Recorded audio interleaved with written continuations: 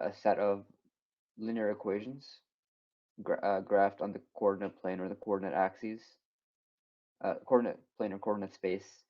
Um, Basically, what you want to do is graph each equation as a line or a plane if it's R cubed, and then find the intersection of those lines or planes.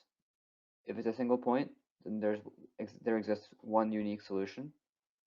If the equations form form a line or a plane, there are multiple. There's an infinite amount of solutions. The column picture is when you draw the columns of the matrix as vectors, and you use the solution as the solution vector as a linear combination, or as scalars for a linear combination of the columns. And so you you you set the result of the linear combination equal to the result of the equal to the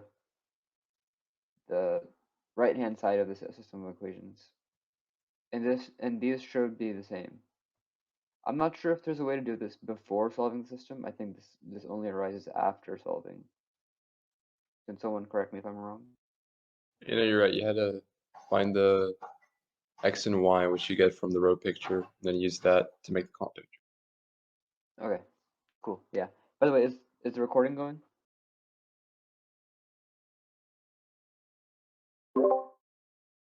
Okay, cool. Yeah, so this is a row picture, I believe, in R cubed. These are three different planes. In this case, they're all perpendicular to each other, but that's because we have three orthogonal vectors in our three orthogonal columns in our matrix. Usually, they won't be parallel to the coordinate planes. Coordinate planes. But the solution of this system would be the point where all three planes intersect, which is somewhere right here. I'm having trouble visualizing this, but Yeah, this is kind of trippy.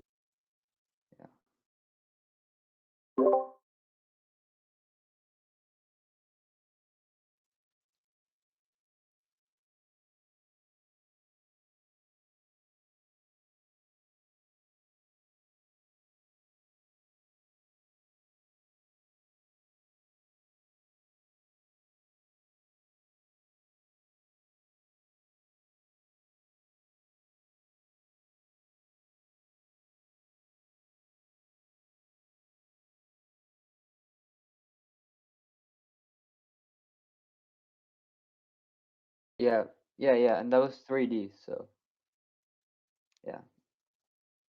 I wouldn't be surprised if they asked us to interpret a 2D row picture. I'm not sure if they would ask us to draw one though.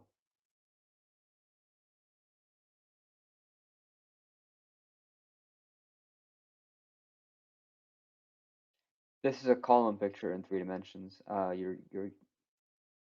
You're given 3 different vectors, and you add them up and find the column picture. And this one's scaled by 2 because your value of z is 2, and so the column vector is being multiplied by the scalar that represents z.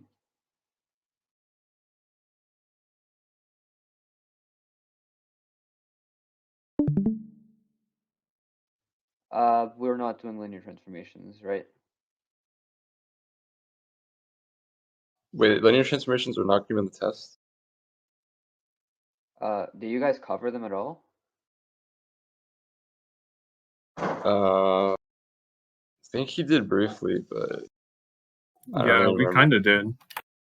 Just a bit. What Makijani told us was that she's not going to cover it, but any of us who are math majors are expected to know it in our future classes. So she didn't cover it, and I think that means it's not going to be on the exam. Yeah, our Professor J didn't really go over it that much either. So Yeah, she said there's not going to be on the exam. She said that our semester is not long enough to cover it, so they cut it. Right. That's what I heard as well. Okay, I'll skip this then.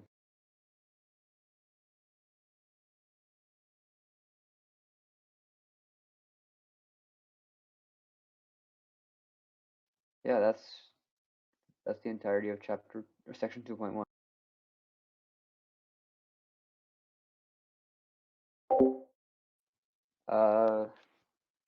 Problems?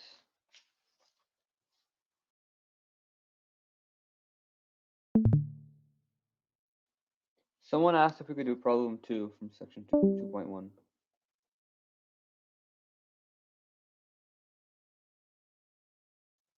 Should we go over as a group or individually? like we can have 2 or 3 minutes to do it on our own and come back together. Okay, let's take 5 minutes. Where's the question? Problem 2, section 2.1. Okay. In the textbook, right? Yeah, textbook.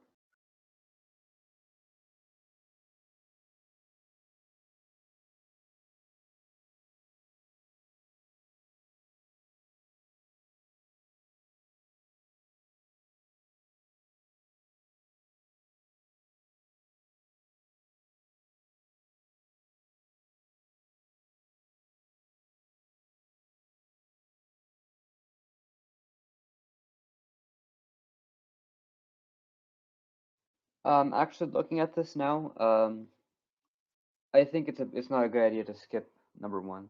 Let's do number 1 first, and then those two.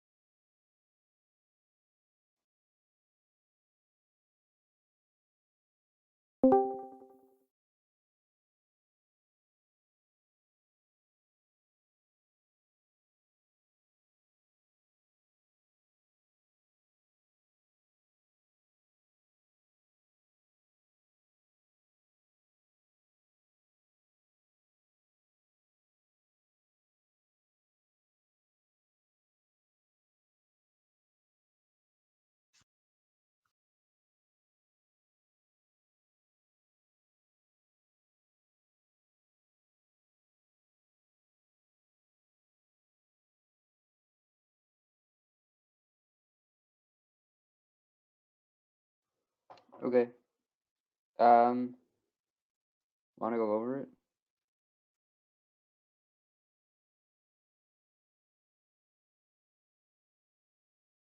Yeah, sure. I don't really have much to say. Like, I mean, for the column picture, all you really have is just a vector of length 2 in the x direction, a vector of length 3 in the y direction, and a vector of length 4 in the z direction, and then the vector sum of all three vectors. And that would be your column picture. As far as the row picture, you have the plane x equals 2, the plane y equals 3, and the plane z equals 4, and you find the intersection of them, which is the point 2, 3, 4. That'll be the row picture. Yes, so the row pictures are the same because the equations in the first row picture can be linearly combined or just multiplied by a scalar to become the equations in the second row picture. That's also why the x vector or the x matrix C is the same as the other x matrix C in the first problem. Right. I'm not sure if the column pictures are same. Yeah, the column they? pictures, like you said, the columns are linearly scaled to be higher. So Oh, they are the same. Right? No, the column pictures are not the same because your final vector is 4, 9, 16 instead of 2, 3, 4. yeah, they're just oh yeah, 2, 3, 4 is the same as 4, 9, 16. Yeah, they're not the same. Okay.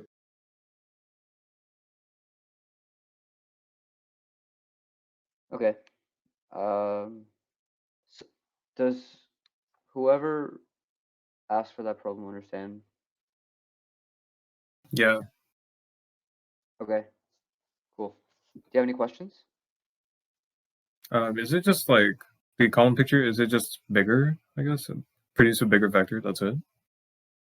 Than like the original one. In this case, yeah, because well, the right hand side of the system of equations is a bigger vector. Mhm. It's because the values are bigger. Got it. Okay. I'm just confused of what they mean by like it's the same combination. Like I see like the 3 column vectors are different, but like do they mean like it has the same solution?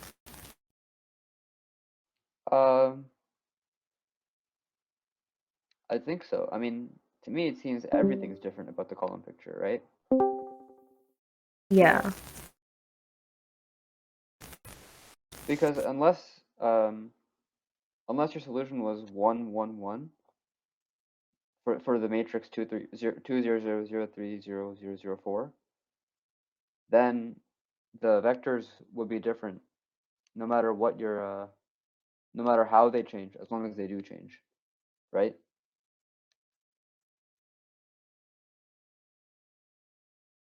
Does that make sense? Yeah. I guess they just mean it's like on the same line. Yeah.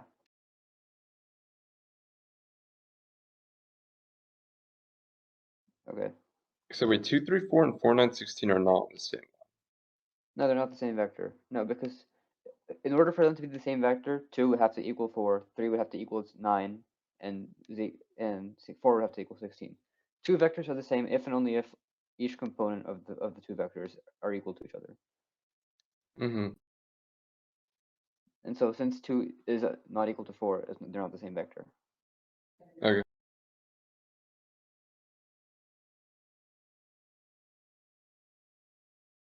Okay. Does anyone have the list of recommended problems?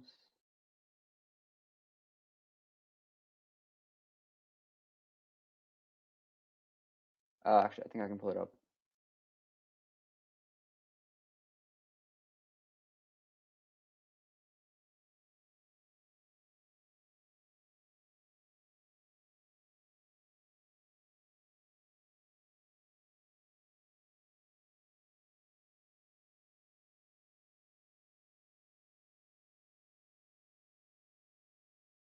Okay, let's do number 9.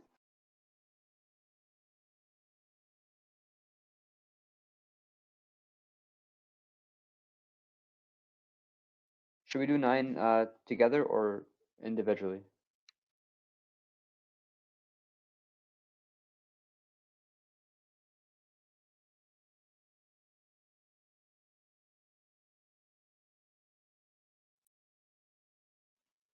Let's take like 5 minutes to do 9A. That sound good? Yeah, that's fine.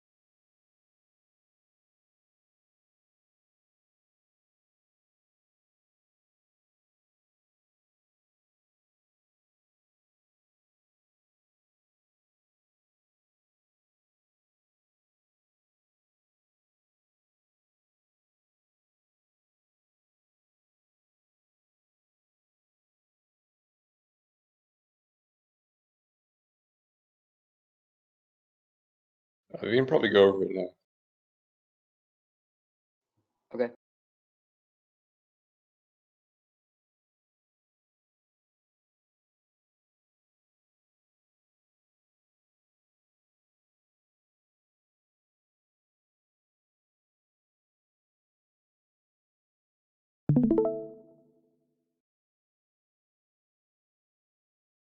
Do you see my screen? Yep. Okay, yeah. It's pretty straightforward, but all you need to do is multiply the matrices together. Take the dot product of each row. Take the dot product of each row by with the column, the only column of the second matrix. So multiply each of the components and add these products. You should get 18, 5, and 0. Is that what everyone got? Yep. Okay. I think we went over this yesterday. Multiplying a matrix by vector.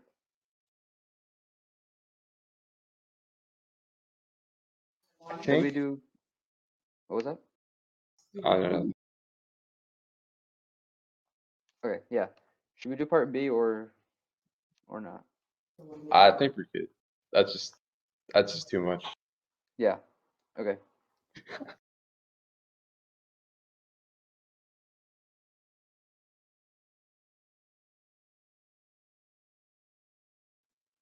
Problem 10.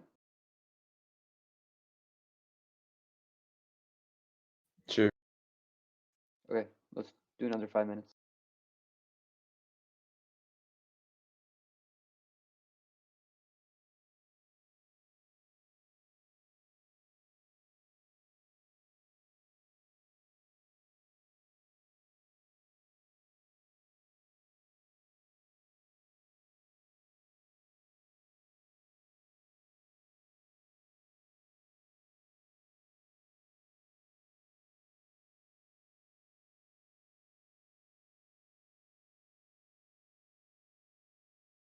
Wait, problem 10 is the exact same. Yeah. Let's not do problem 10.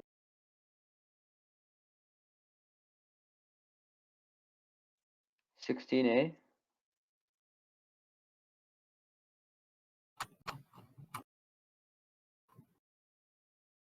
Yeah, let's do 16a. It looks interesting.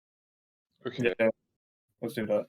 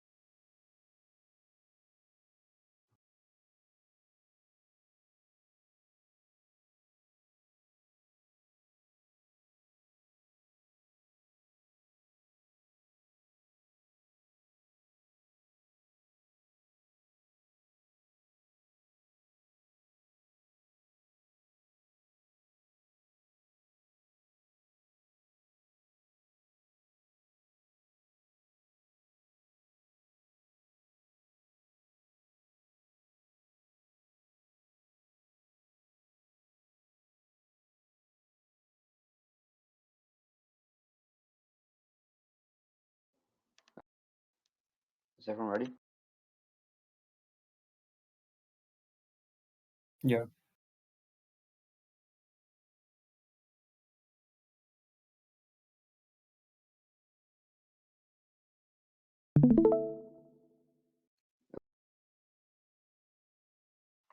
So we want to set matrix R times the vector xy equal to y negative x as they tell us.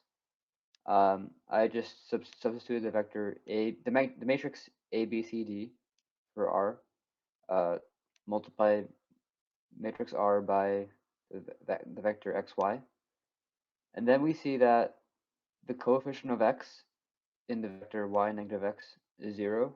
The coefficient of y in the second component is 0. The coefficient of y in the first component is 1. The coefficient of x in the second component is -1. So our matrix is 0, 1, -1, 0.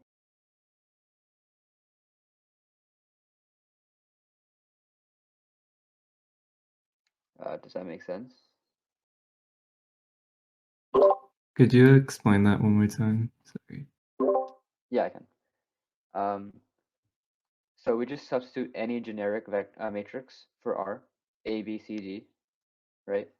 Then we perform the multiplication by the component, by the vector xy. So that would be ax plus by, cx plus dy. And we know that's equal to the vector y negative x. And so we observe that in the first component of the vector, of the resulting vector, the coefficient of x is 0. So therefore a must be equal to 0. We notice that the coefficient of y in the second component must equal 0. So the coefficient so d must equal 0. And since the coefficient of y in the first component equals 1, b must equal 1. And since the coefficient of x in the second component is equals to -1, c must equal -1. And so we get a equals 0, b equals 1, c equals -1, d equals 0. And so we just substitute that back into the generic 2x2 matrix that we called R. Does that make sense? Thank you. Yeah. Yeah, no problem. Yo, can we do problems which are like the unique solutions, many solutions, and infinite solutions? Wait, unique, no, and infinite. I think that's Yeah. 2.2. I think. Oh, that's Yeah, I think 2.2? that's 2.2. Pretty sure. I think so too. Wait, they're in my 2.1 notes. Really? Let me just Actually, screenshot. oh, I think it might be like there's 3 different like outcomes for solving the system. I guess. I guess that's what it means. Yeah, I think it's just introduced here. I don't think like okay, yeah, I think you guys are It might be 2.2.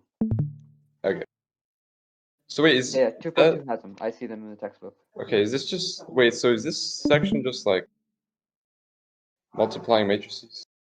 Not even that. That was the first. That was 1.3. Okay. I'm honestly confused about what new material 2.1 introduces.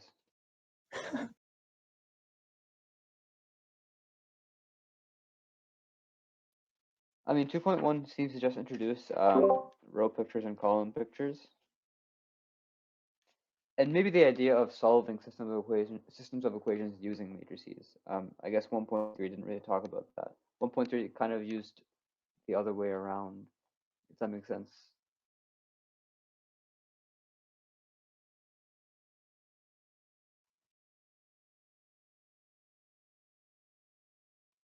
Right. Yeah. Should we move on to 2.2?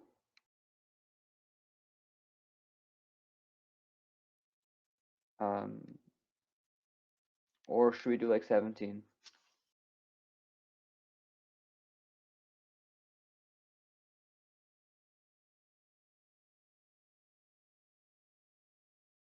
Yeah.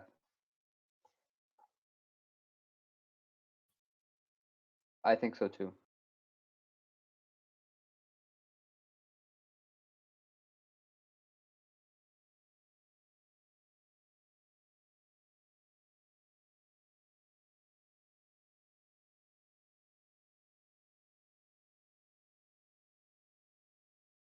It's prob and stat. It's for probability and statistics.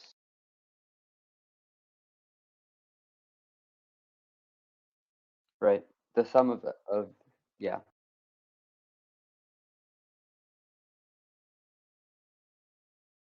Okay, let's move on to 2.2.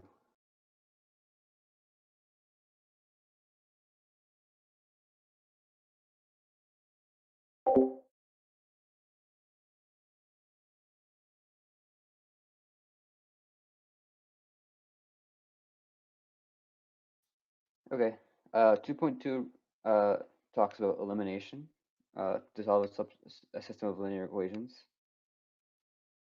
Basically, at the beginning of the lecture, she told us the way we solve linear systems of equations in high school doesn't really work when you have more than 3 variables. And so really what you want to do is eliminate one variable at a time until you get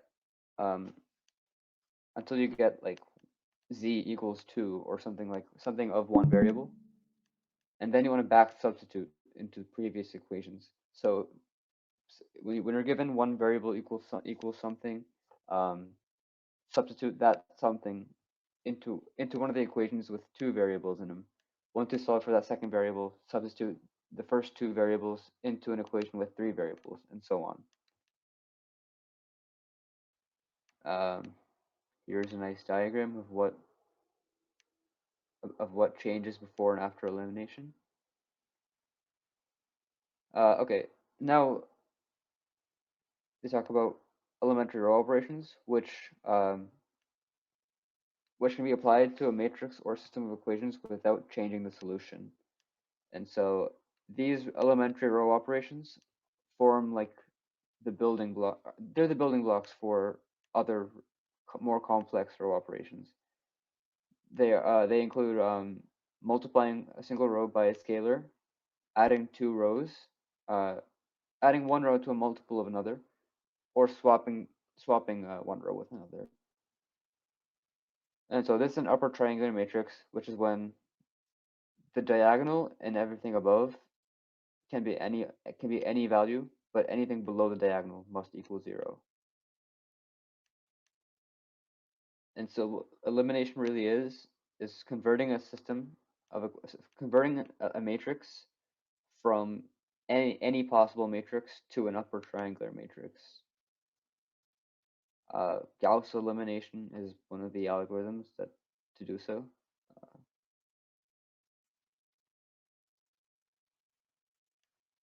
And so to do that, we use what's called an augmented matrix, which is when you take the columns of the matrix, you put a little bar after it, and put the last column, which is basically the right-hand side of the system, and you write that all as one matrix.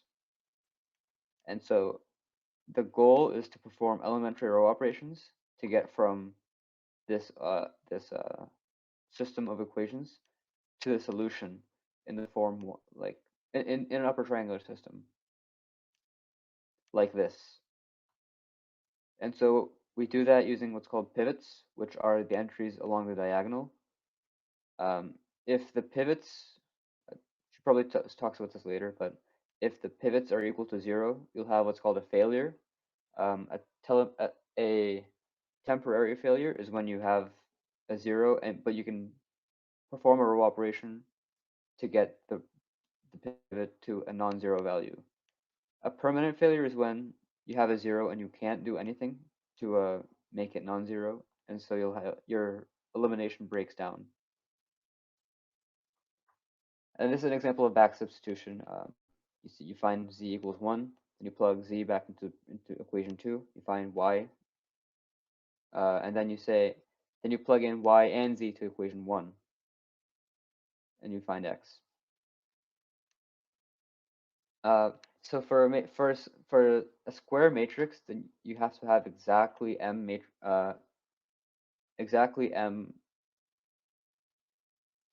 pivots if the size of the matrix is m by m. And if this happens, there should be exactly one solution. And that also means the matrix has an inverse. If the system has less than n pivots, then there will be either infinitely many or no solutions. Multipliers are the scalars you multiply another row by when you're doing R1 equals R1 plus R2 or something like that. It's computed, well, I have this written down in my notes, but it's usually computed with like R2 divided by R3 times -1 or something like that. Again, this is what I was talking about with failures and failures of elimination.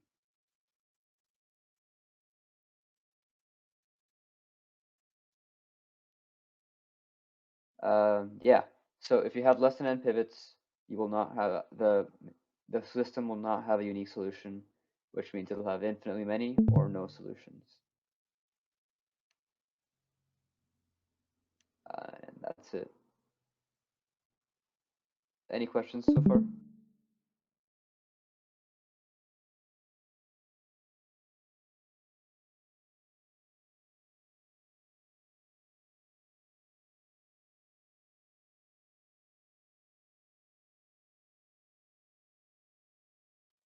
Should we go through some practice problems?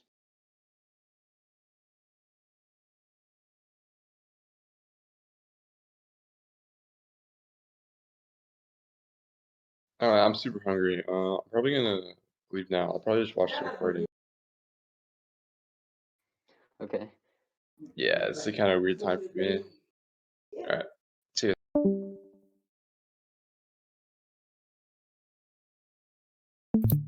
Yeah, let's just start on some practice problems. Okay. Number 5.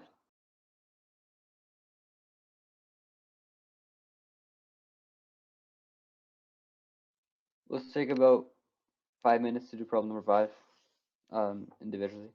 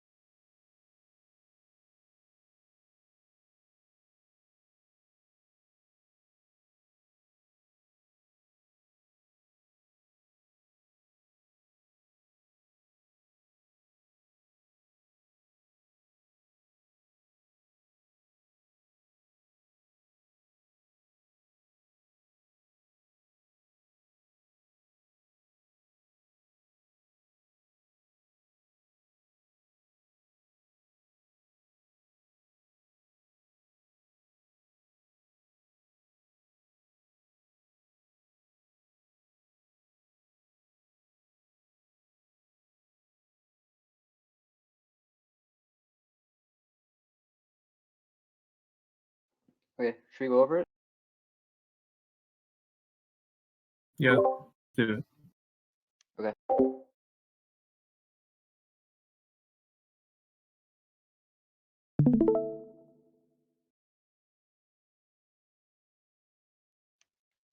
Okay, so we make a system of equations. In this case, I chose to represent it as an augmented matrix.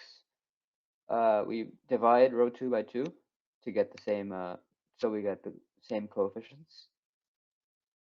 Well, actually, I guess the algorithm would be to so that you can eliminate this first this first column of row 2. And so once you do R2 minus R1 in this step, you get 0, 0, and then C over 2 minus 10. Looking back, I could probably do it in one step by doing R2 minus 2R1, but whatever. You get 0, 0, C over 2 minus 10. And so for there to be 0 solutions, well, first of all, since this pivot is 0, or since this number in the pivot spot is 0, we know there has to be either 0 or infinitely many solutions. And so if C over 2 minus 10 equals 0, this second row will be true for all C, or for all X and Y, rather. And so that would happen if C equals 20.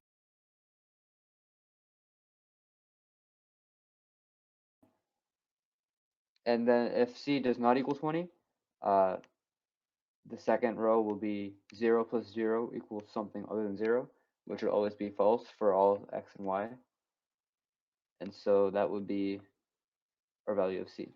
20, C does not equal 20 would be our solution set for C. Does that make sense?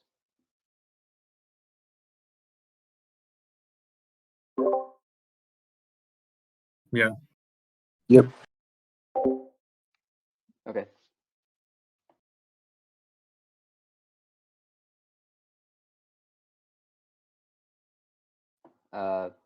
Problem 6.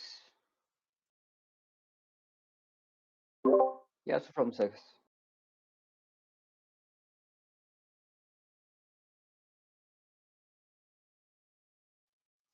I'm just doing the recommended problems, and the recommended problems don't include 4.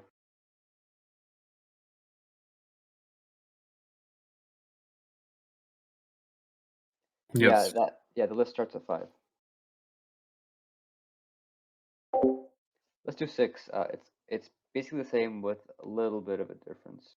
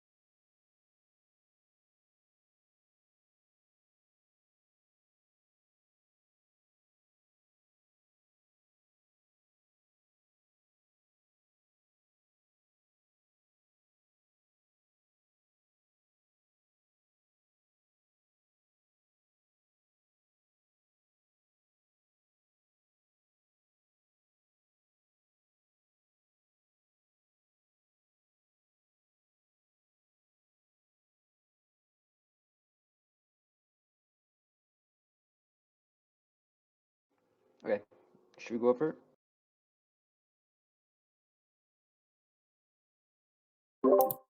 Yeah.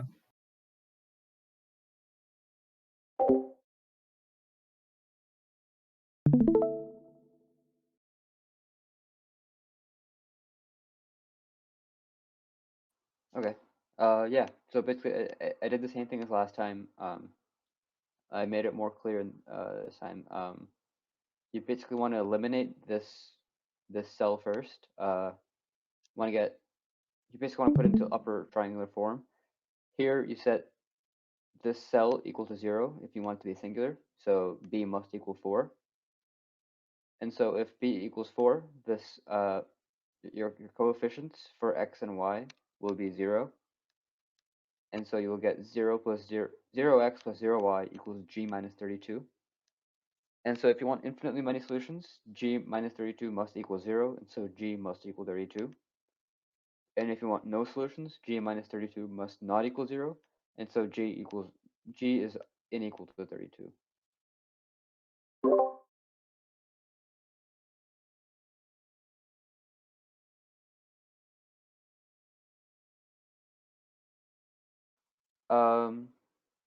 What do you mean not solved?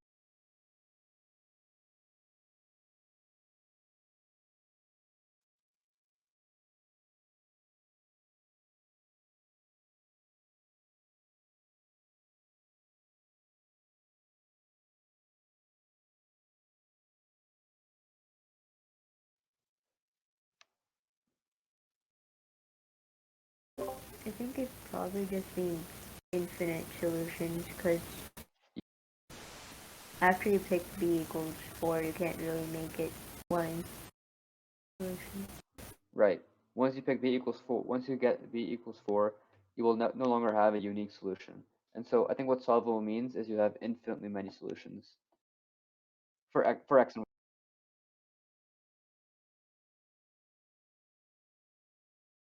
Yeah. Any other questions?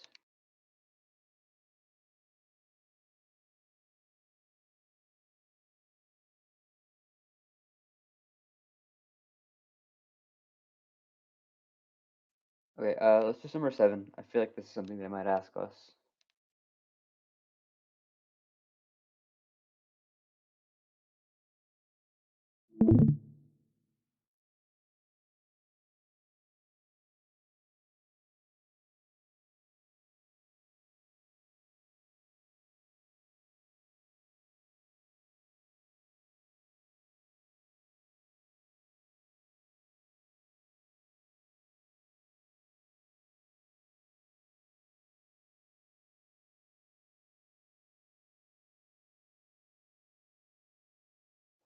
Okay, should we go over it?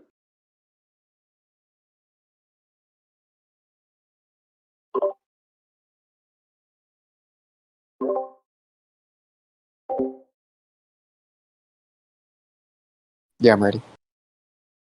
Okay.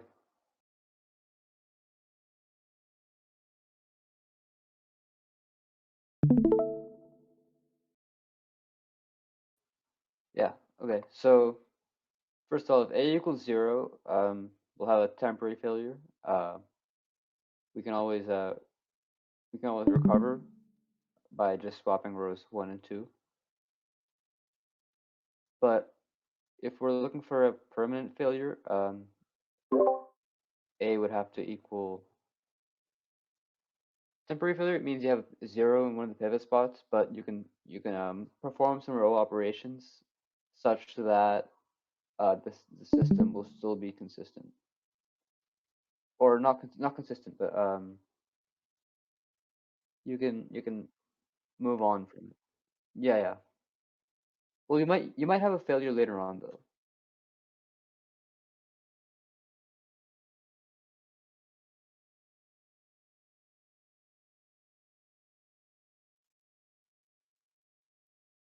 Uh, for if you want a temporary failure here, a would equal 0 because you have a 0 in row 1, column 1.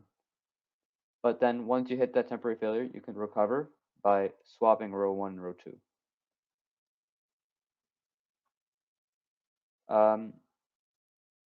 And for there to be a permanent failure, I didn't do this correctly, but you just said a equal 8 to 8, I think, or 2. Yeah, you said a equal to 2, because then once if a equals 2, you do r2 minus 2r1, and you get 0 0 12. That would be, and since you have a 0 in row 2 column 2, you'll have a permanent failure because you have no you have no rows underneath it.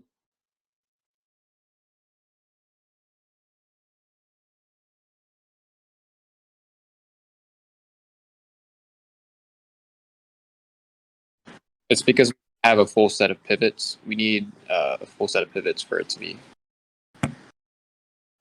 Right.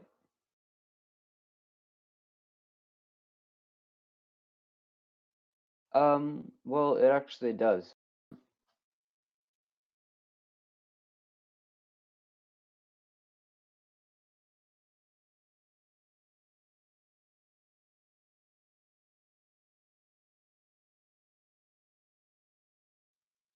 Yeah, a permanent failure means your matrix has either your system has either 0 solutions or infinitely many solutions. Yeah. This method of doing it is not correct. But what you want to do is just, yeah, you want to set this. Well, I mean, I got the right answer, but it's just not the right way to do it. Oh,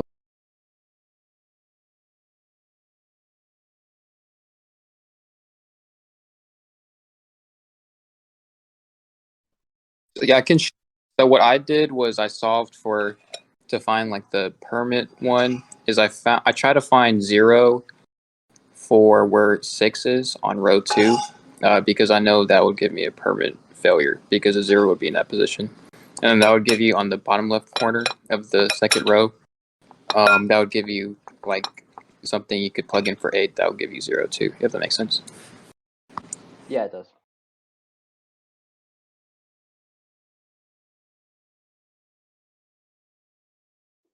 Okay, does anyone have any questions?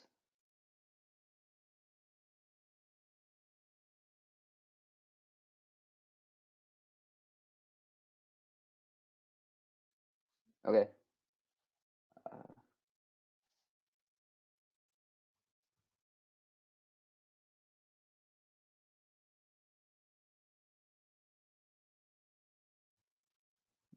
Number 8's basically the same thing.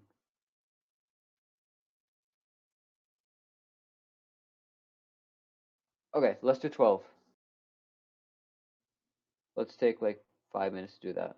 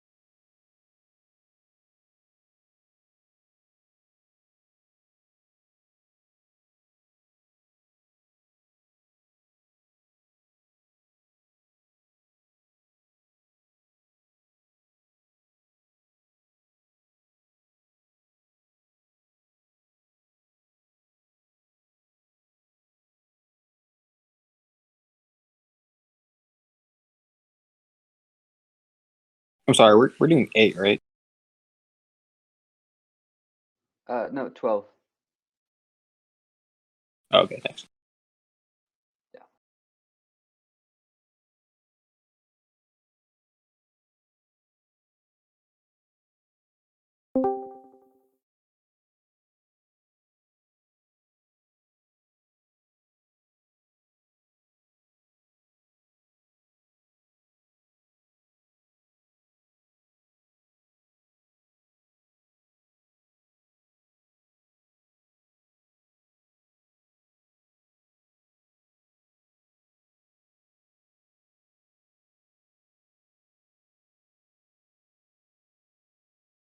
Hey, so I was late to checking the Discord, so I didn't know that there were review sections that were held here. So is there a way that I can access content that y'all reviewed last time, or is it literally just going over the homeworks?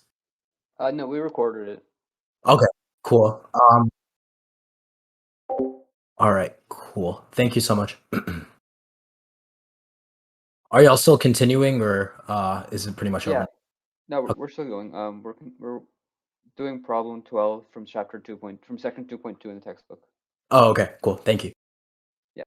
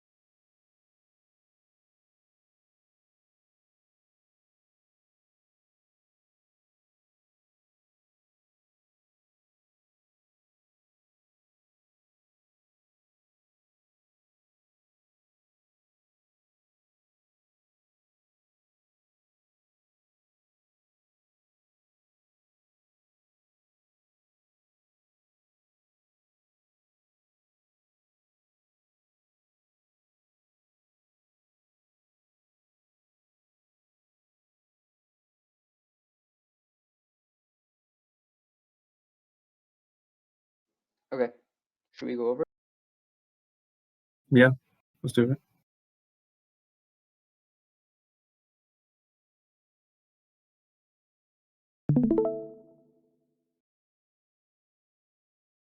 Okay.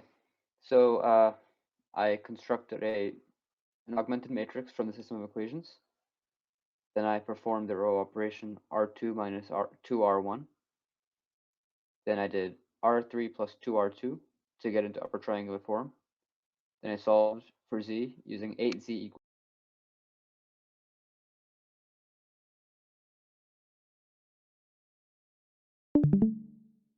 So 8z equals 8, so z equals 1. then I solve for y, then I solve for x using back substitution. And so I found the vector x, the solution vector x equals 2, 1, 1.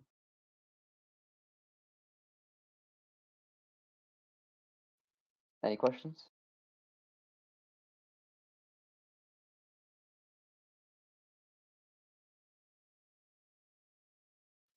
Cool.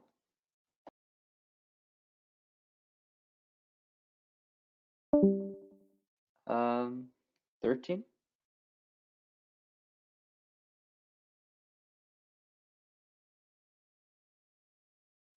Okay, let's do 13. Let's take about 5 minutes individually to do 13.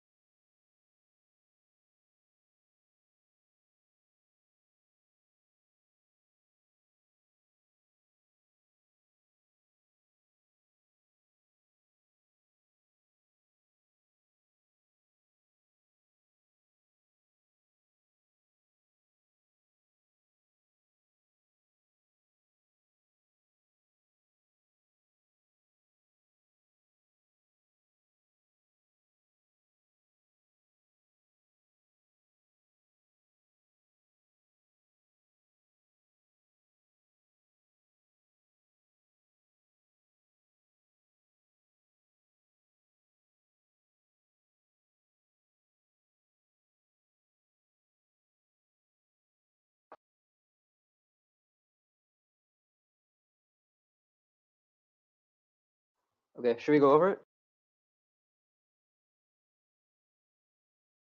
Yeah.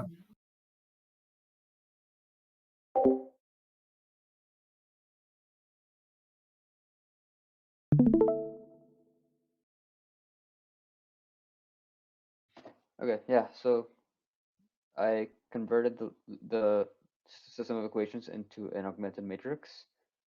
Then I performed 3 elementary row operations on it to get it to upper triangular form, which were R2 minus 2R1, R3 minus R1, and R3 minus 2R2. And so I got an upper triangular system, which means I can solve it by back substitution.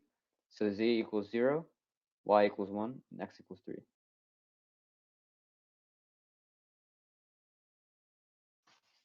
Any questions?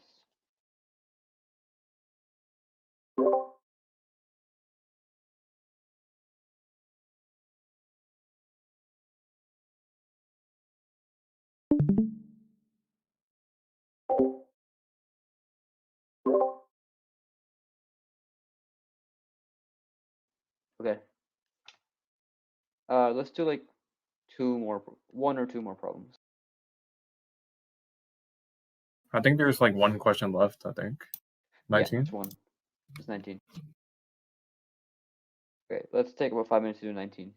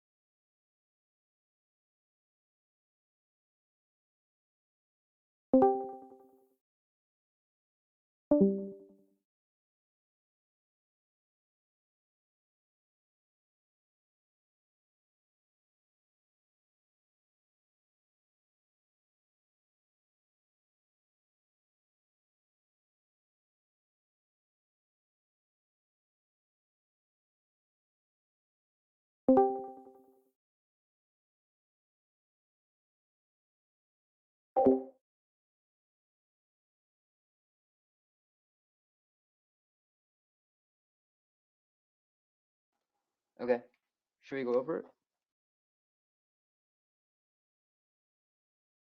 Yeah, let's do it. Okay.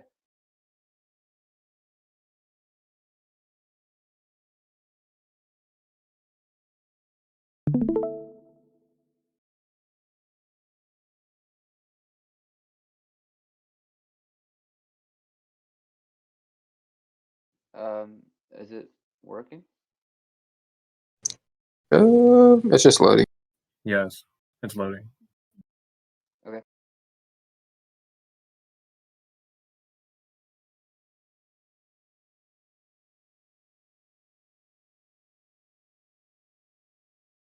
Is it better? Nope. Okay, I'll disconnect and try again.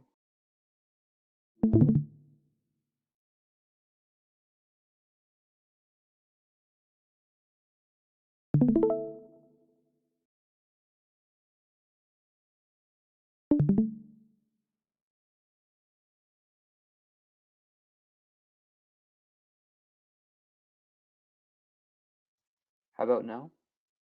Still loading.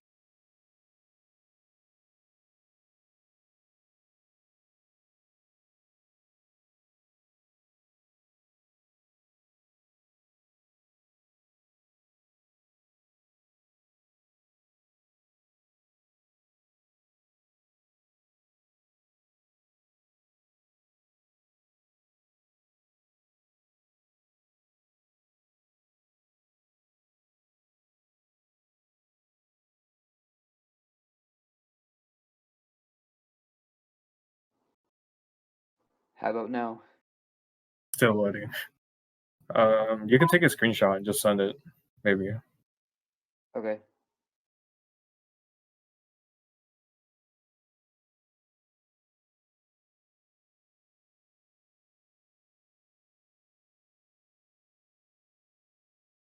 Oh wait, it's loading now. Yeah, you can see it. Okay. Yeah. So once again I set up an augmented matrix. I performed the elimination. Since row 3 column 1 is already.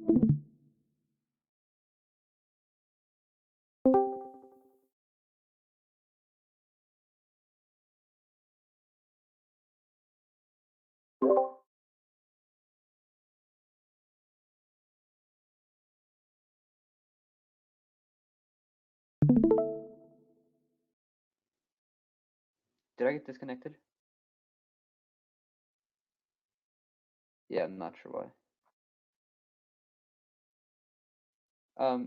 Anyway, basically what I did was R2 minus R1, then R3 minus R2, and then I set the last pivot spot not equal to 0, or no? I set it The equal to screen 0. is not If loading.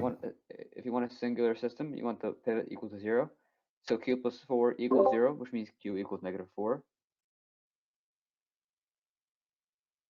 Yeah, I know. I'm just talking now. I've given up. Yeah, all I did was set the last pivot equal to 0. Q equals -4. And so then for the system to have infinitely many solutions, the final row must equal 0. So q plus 4 equals t minus 5. So for t minus 5 equals 0, t equals 5. And so if q equals -4 and t equals 5, the system will be singular and will have infinitely many solutions. Does that make sense?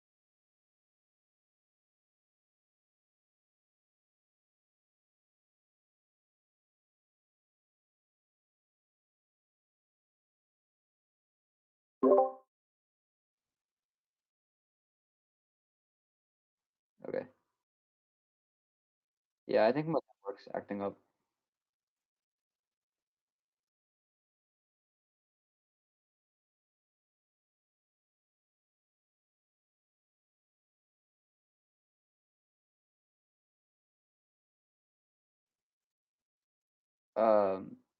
You're breaking up.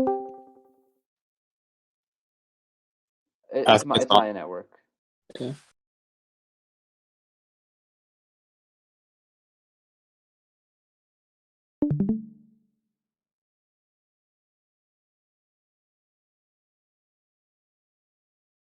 Yeah.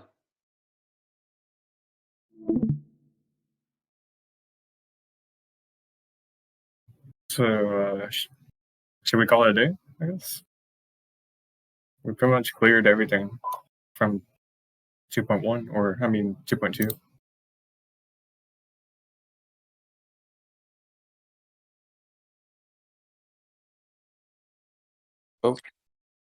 Yeah, you did. Yeah, but An it's hour. over an hour. Hmm.